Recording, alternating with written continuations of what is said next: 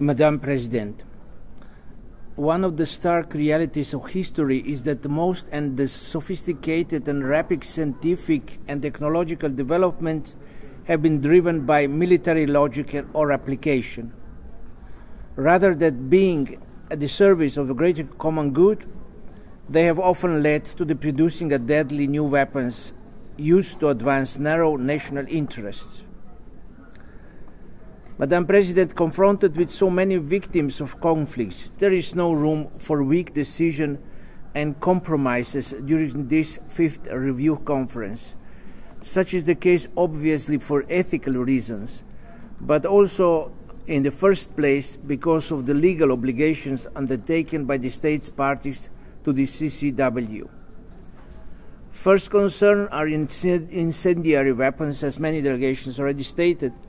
Since the adoption of the 35-year-old Protocol 3, the repeated use of incendiary weapons calls into the question the adequacy of this instrument in reducing human suffering.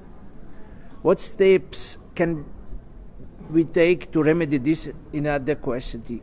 The answer is clear.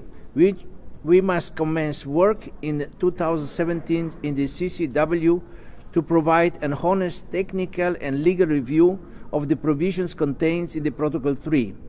In this regard, the Holy See believes that besides the fact that the use of any weapon must comply with the use of international humanitarian law, it is the use of incendiary weapons together with the magnitude of their effects on people that should be regulated or prohibited regardless of the purpose for which the weapons are primarily designed.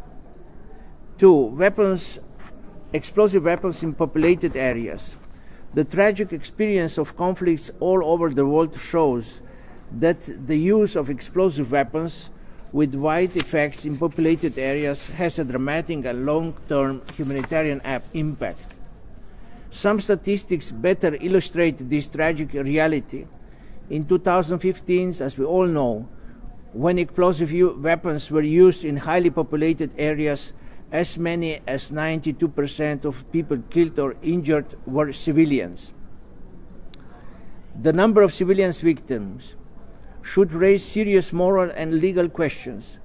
The CCW has an obligation to face these new realities and to make bold decisions aiming to safeguard civilian infrastructures which are indispensable to living with dignity.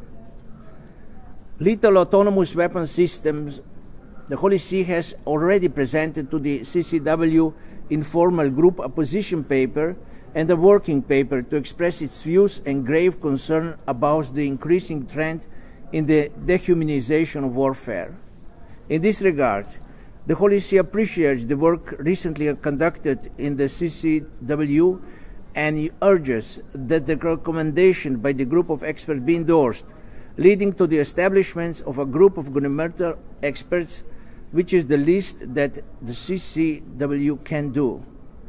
In the case of laws, the Holy See reiterates its previous and repeated position that prevention and prohibition are the best option. Madam President, international security and peace are best achieved through the promotion of a culture of dialogue and cooperation.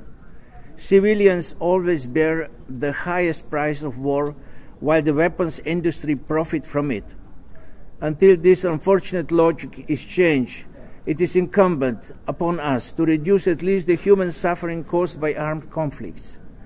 The CCW can be part of this noble aim if it makes right and timely decisions during this fifth review conference.